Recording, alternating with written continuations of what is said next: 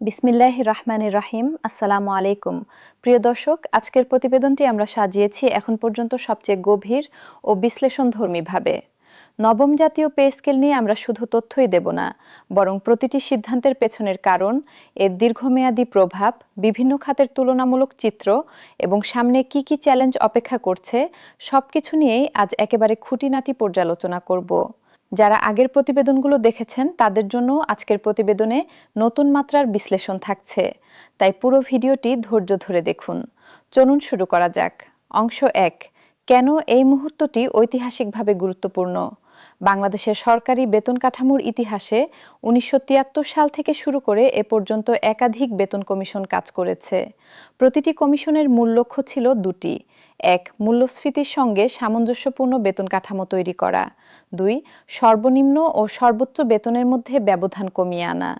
১৯৭৩ সালের প্রথম কমিশনে এই অনুপাত ছিল ১:১৫.৪, যা পরবর্তী কমিশনগুলোতে ধাপে ধাপে কমতে থাকে। ২০১৫ সালের অষ্টম পে স্কেলে এসে এই অনুপাত দাঁড়ায় ১:৯.৪। নবম পে স্কেল এই ধারাবাহিকতার একটি গুরুত্বপূর্ণ মাইলফলক, কারণ এখানে অনুপাত নেমে আসছে ১:৮, যা স্বাধীনতা পরবর্তী বাংলাদেশের ইতিহাসে সর্বনিম্ন। এই প্রবণতা বিশ্লেষণ করলে বোঝা যায় সরকার ধারাবাহিকভাবে আয় বৈষম্য কমানোর নীতি অনুসরণ করে আসছে এবং নবম পে স্কেল সেই নীতিরই সর্বশেষ ধাপ। দ্বিতীয়ত, দীর্ঘ ১১ বছরের ব্যবধান নিজেই একটি ঐতিহাসিক বিষয়। এর আগে কখনোই এত দীর্ঘ সময় ধরে পে স্কেল অপরিবর্তিত থাকেনি। ফলে এই নবম পে স্কেলের বাস্তবায়ন শুধু বেতন বৃদ্ধি নয়, বরং একটি দীর্ঘদিনের জমে থাকা চাহিদার সমাধান হিসেবেও দেখা হচ্ছে। অংশ ২, প্রক্রিয়া সময়রেখা। ধাপে ধাপে যা ঘটেছে এই পুরো প্রক্রিয়াটি একদিনে হয়নি। চলুন সময়ক্রম অনুযায়ী পুরো বিষয়টি বুঝে নিই।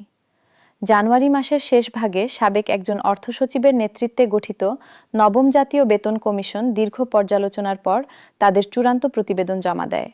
এই প্রতিবেদনে বিভিন্ন গ্রেডের কর্মচারীদের প্রকৃত জীবনযাত্রার ব্যয়, তুলনামূলক আন্তর্জাতিক মানদণ্ড এবং সরকারের আর্থিক সক্ষমতা, তিনটি বিষয় বিবেচনায় নিয়ে সুপারিশ তৈরি করা হয়। প্রতিবেদন জমা পড়ার পর একটি রিভিউ কমিটি গঠন করা হয়, যাদের কাজ ছিল কমিশনের সুপারিশ বাস্তবতার সঙ্গে মিলিয়ে দেখা। এপ্রিল মাসে সরকার আরও এক ধাপ এগিয়ে তিনটি পৃথক কমিটি পুনর্গঠন করে জাতীয় বেতন commission, judicial service pay commission এবং সশস্ত্র বাহিনী বেতন কমিশন সংক্রান্ত সুপারিশ প্রণয়ন কমিটি। এই তিনটি কমিটি পৃথকভাবে কাজ করলেও তাদের মধ্যে সমন্বয় রাখা হয়, যাতে তিনটি খাতের মধ্যে বেতন কাঠামোয় বড় ধরনের অসামঞ্জস্য তৈরি না হয়। জুন মাসে প্রক্রিয়াটি চূড়ান্ত পর্যায়ে পৌঁছায়। মাসের মাঝামাঝি সময়ে অনুষ্ঠিত বৈঠকে বেসামরিক প্রশাসন, জুডিশিয়াল সার্ভিস এবং সশস্ত্র বাহিনীর বেতন কাঠামো একসঙ্গে পর্যালোচনা করা হয়। মাসের শেষ দিকে সচিব কমিটির বৈঠকে কারিগরি ও আইনি দিক চূড়ান্ত করা হয়, আর ১১ জুন বাজেট বক্তৃতায় আনুষ্ঠানিক ঘোষণা আসে। অংশ ৩, তিনটি খাতের তুলনামূলক চিত্র। প্রিয় দর্শক, একটি বিষয় অনেকেই জানেন না, নবম পে স্কেল শুধু বেসামরিক প্রশাসনের জন্য নয়, বরং তিনটি পৃথক খাতের জন্য পৃথক কমিশন কাজ করেছে। বেসামরিক প্রশাসনের জন্য কাজ করেছে মূল জাতীয় বেতন কমিশন, যাদের সুপারিশ নিয়েই আজকের প্রতিবেদনে মূল আলোচনা। বিচার বিভাগের জন্য পৃথকভাবে কাজ করেছে জুডিশিয়াল সার্ভিস পে কমিশন, কারণ বিচারকদের বেতন কাঠামো তুলনামূলকভাবে ভিন্ন নিয়মে পরিচালিত হয় এবং তাদের স্বাধীনতা রক্ষার জন্য একটি পৃথক কাঠামো বজায় রাখা হয়। আর সশস্ত্র বাহিনীর জন্য কাজ করেছে সশস্ত্র বাহিনী বেতন কমিশন, যেখানে সামরিক পদমর্যাদা অনুযায়ী ভিন্ন বেতন কাঠামো ও ভাতা ব্যবস্থা বিবেচনা করা হয়েছে। তিনটি কমিশনের প্রতিবেদন নিয়ে একাধিক উচ্চ পর্যায়ের বৈঠক অনুষ্ঠিত হয়েছে, যেখানে চেষ্টা করা হয়েছে তিনটি খাতের মধ্যে একটি যৌক্তিক ভারসাম্য বজায় রাখতে, যাতে কোনো একটি খাত অতিরিক্ত সুবিধাপ্রাপ্ত বা বঞ্চিত এই দুই ধরনের পরিস্থিতি এড়ানো যায়। অংশ ৪, কার্যকর হওয়া ও হাতে পাওয়ার মধ্যে পার্থক্য, গভীর বিশ্লেষণ। এই বিষয়টি নিয়ে আরেকটু গভীরে যাওয়া দরকার, কারণ এটি সবচেয়ে বেশি বিভ্রান্তির জন্ম দেয়। যখন বলা হয় নতুন পে স্কেল ১ জুলাই থেকে কার্যকর, তখন এর আইনি অর্থ হলো সরকারি সিদ্ধান্ত অনুযায়ী এই তারিখ থেকেই নতুন বেতন কাঠামো বলবৎ ধরা হবে, অতীতমুখী প্রয়োগ বা রেট্রোঅ্যাক্টিভ ইফেক্ট হিসেবে। কিন্তু বাস্তবে টাকা হাতে পাওয়ার জন্য প্রয়োজন প্রশাসনিক প্রক্রিয়া সম্পন্ন হওয়া। এই প্রক্রিয়ায় রয়েছে প্রথমত গেজেট বা প্রজ্ঞাপন প্রকাশ, যা আইনি বৈধতা দেয়। দ্বিতীয়ত, প্রতিটি কর্মচারীর ব্যক্তিগত পে ফিক্সেশন, যেখানে তার বর্তমান গ্রেড, চাকরির মেয়াদ এবং ইনক্রিমেন্ট বিবেচনা করে নতুন বেতন নির্ধারণ করা হয়। তৃতীয়ত, আইবাস প্লাস প্লাস সিস্টেমে তথ্য হালনাগাদ করা, যাতে বেতন বিতরণ প্রক্রিয়া স্বয়ংক্রিয়ভাবে নতুন হারে সম্পন্ন হয়। চতুর্থত, হিসাব মহানিয়ন্ত্রকের কার্যালয়ের মাধ্যমে চূড়ান্ত যাচাই। এই 4টি ধাপ সম্পন্ন হতে স্বাভাবিকভাবেই কিছুটা সময় লাগে, বিশেষ করে যখন সারা দেশের লক্ষ লক্ষ সরকারি কর্মচারীর তথ্য একসঙ্গে হালনাগাদ করতে হয়। তবে যেহেতু কার্যকরের তারিখ 1 জুলাই ধরা হচ্ছে, তাই এই সময়ের মধ্যে যে বৈষম্য তৈরি হবে তা অ্যারিয়ার হিসেবে পূরণ করা হবে। অংশ 5, 3 ধাপ থেকে 2 ধাপে রূপান্তর, প্রশাসনিক যুক্তির গভীর বিশ্লেষণ। সরকারের প্রাথমিক পরিকল্পনা ছিল 3 ধাপে বাস্তবায়ন, অর্থাৎ আর্থিক চাপ কমাতে বেতন বৃদ্ধি কয়েক দফায় ভাগ করে দেওয়া। এই পদ্ধতির সুবিধা ছিল সরকারের একসঙ্গে বিশাল অঙ্কের অর্থ সংস্থান করতে হতো না। কিন্তু বাস্তবায়ন পর্যালোচনা কমিটি গভীরভাবে বিশ্লেষণ করে দেখে যে 3 ধাপে বাস্তবায়নের ফলে যে প্রশাসনিক জটিলতা তৈরি হবে তা আর্থিক সাশ্রয়ের চেয়েও বড় সমস্যা হয়ে দাঁড়াতে পারে। কারণগুলো হলো: 1. প্রতিটি ধাপে নতুন করে পে ফিক্সেশন করতে হবে, যার অর্থ একই কর্মচারীর জন্য 3 বার হিসাব নিকাশ প্রক্রিয়া চালাতে হবে। এতে মানবিক ভুলের ঝুঁকি 3 গুণ বেড়ে যায়। 2. আইবাস প্লাস প্লাস সিস্টেমে প্রতিটি ধাপের জন্য পৃথক কোডিং ও টেস্টিং প্রয়োজন হবে, যা সামগ্রিক প্রক্রিয়াকে আরও দীর্ঘায়িত করবে। 3. সবচেয়ে স্পর্শকাতর বিষয় হলো, যারা প্রথম ও দ্বিতীয় ধাপের মাঝামাঝি সময়ে অবসরে যাবেন তাদের পেনশন ও গ্র্যাচুইটি কোন হারে নির্ধারিত হবে তা নিয়ে জটিল আইনি প্রশ্ন তৈরি হতে পারে, যা মামলা মোকদ্দমার পর্যায়েও গড়াতে পারে। এই ঝুঁকিগুলো বিবেচনা করেই বাংলাদেশ সরকারি কর্মকর্তা কর্মচারী কল্যাণ সমিতির পক্ষ থেকে প্রস্তাব আসে যে প্রথম ধাপে শতভাগ মূল বেতন কার্যকর করে দেওয়া হোক। এই প্রস্তাবের যুক্তি ছিল সহজ: একবারেই পে ফিক্সেশন সম্পন্ন করে ফেললে ভবিষ্যতে আর জটিলতার সুযোগ থাকে না, এবং দ্বিতীয় ধাপে শুধু ভাতা ও বাকি প্রশাসনিক বিষয় নিয়ে কাজ করা যাবে। সরকার এই যুক্তির সঙ্গে একমত হয়ে 2 ধাপের মডেলের দিকে এগোচ্ছে। অংশ 6, গ্রেড ভিত্তিক পূর্ণাঙ্গ ও তুলনামূলক বেতন বিশ্লেষণ। নবম জাতীয় বেতন কমিশন সর্বনিম্ন মূল বেতন 8,250 টাকা থেকে বাড়িয়ে 20,000 টাকা এবং সর্বোচ্চ মূল বেতন 77,000 টাকা থেকে বাড়িয়ে 1,60,000 টাকা নির্ধারণের সুপারিশ করেছে। চাকরির 20টি গ্রেড অপরিবর্তিত থাকছে। উচ্চতর গ্রেড: গ্রেড 1 78,000 টাকা থেকে 1,60,000 টাকা, গ্রেড 2 66,000 টাকা থেকে 1,32,000 টাকা, গ্রেড 3 56,500 টাকা থেকে 1,13,000 টাকা, মধ্যম গ্রেড: গ্রেড 7 29,000 থেকে 63,410 টাকা থেকে 43,500 থেকে 95,115 টাকা, গ্রেড 8 23,000 থেকে 55,470 টাকা থেকে 34,500 থেকে 83,205 টাকা, গ্রেড 9 22,000 থেকে 53,060 টাকা থেকে 33,000 থেকে 79,590 টাকা, গ্রেড 10 16,000 থেকে 38,640 টাকা থেকে 24,000 থেকে 57,960 টাকা, নিম্ন গ্রেড: গ্রেড 11 12,500 থেকে 30,230 টাকা থেকে 25,000 থেকে 60,460 টাকা, গ্রেড 12 11,300 থেকে 27,300 টাকা থেকে 22,600 থেকে 54,600 টাকা, গ্রেড 13 থেকে 20 প্রায় শতভাগ থেকে 145% পর্যন্ত বৃদ্ধি, সর্বনিম্ন গ্রেড অর্থাৎ 20তে সর্বোচ্চ আনুপাতিক বৃদ্ধি। এই তালিকা বিশ্লেষণ করলে একটি স্পষ্ট প্যাটার্ন দেখা যায়: যত নিচের গ্রেড তত বেশি শতাংশের হিসেবে বৃদ্ধি। এটি কোনো আকস্মিক বিষয় নয়, বরং সচেতন নীতিগত সিদ্ধান্ত, যার লক্ষ্য সর্বনিম্ন ও সর্বোচ্চ বেতনের মধ্যে ব্যবধান কমিয়ে আনা। অংশ 7, বৈষম্য হ্রাসের গাণিতিক ব্যাখ্যা। বর্তমান কাঠামোয় সর্বনিম্ন ও সর্বোচ্চ বেতনের অনুপাত ছিল 1:9.4, অর্থাৎ সর্বোচ্চ বেতনভোগী সর্বনিম্ন বেতনভোগীর চেয়ে প্রায় 9.5 গুণ বেশি বেতন পেতেন। নতুন কাঠামোয় এই অনুপাত কমে দাঁড়াচ্ছে 1:8-এ।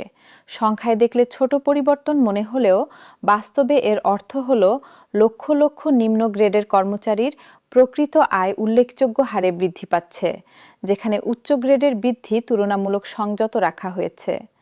1973 সালের 1:15.4 থেকে শুরু করে ধারাবাহিকভাবে এই অনুপাত কমে আসার যে ইতিহাস, তার সর্বশেষ ও সর্বনিম্ন বিন্দুতে পৌঁছাচ্ছে নবম পে স্কেল।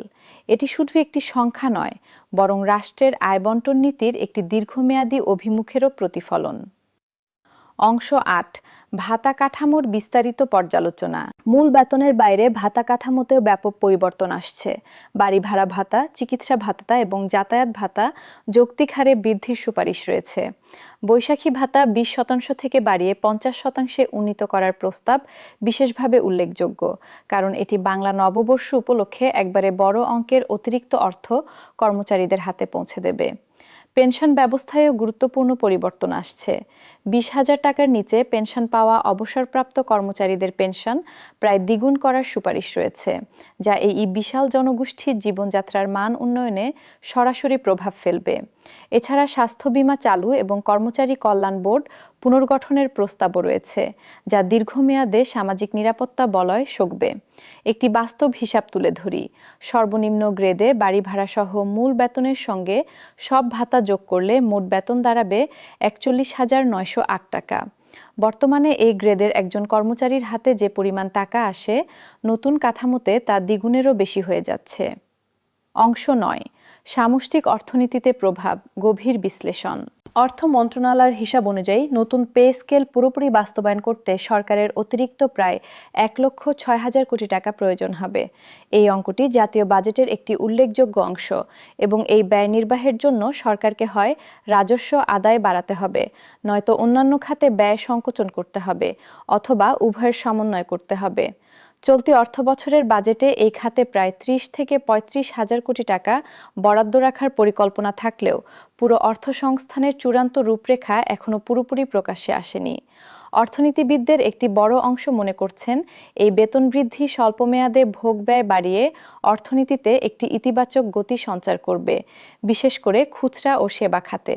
কিন্তু দীর্ঘমেয়াদে এই ব্যয় যদি রাজস্ব আদায়ের সঙ্গে সামঞ্জস্যপূর্ণ না হয়, তাহলে তা বাজেট ঘাটতি বাড়িয়ে দিতে পারে, যা সুদহার ও মুদ্রাস্ফীতির ওপর পরোক্ষ চাপ তৈরি করতে পারে। এই দ্বিমুখী ঝুঁকি মোকাবিলায় বিশেষজ্ঞরা 3টি সুনির্দিষ্ট পরামর্শ দিচ্ছেন। 1. নিত্য প্রয়োজনীয় পণ্যের সরবরাহ শৃঙ্খল মজবুত রাখা। 2. বাজার তদারকি ও মূল্য নিয়ন্ত্রণ ব্যবস্থা জোরদার করা। 3. রাজস্ব আদায় বৃদ্ধির মাধ্যমে ব্যয়ের সংস্থান নিশ্চিত করা, যাতে ভর্তুকি বা ঋণ নির্ভরতা বেড়ে না যায়। অংশ 10, কর্মচারীদের মনস্তাত্ত্বিক প্রতিক্রিয়া ও প্রত্যাশা। দীর্ঘ 11 বছরের অপেক্ষার পর এই ঘোষণা সরকারি কর্মচারীদের মধ্যে স্বাভাবিকভাবেই আশার সঞ্চার করেছে।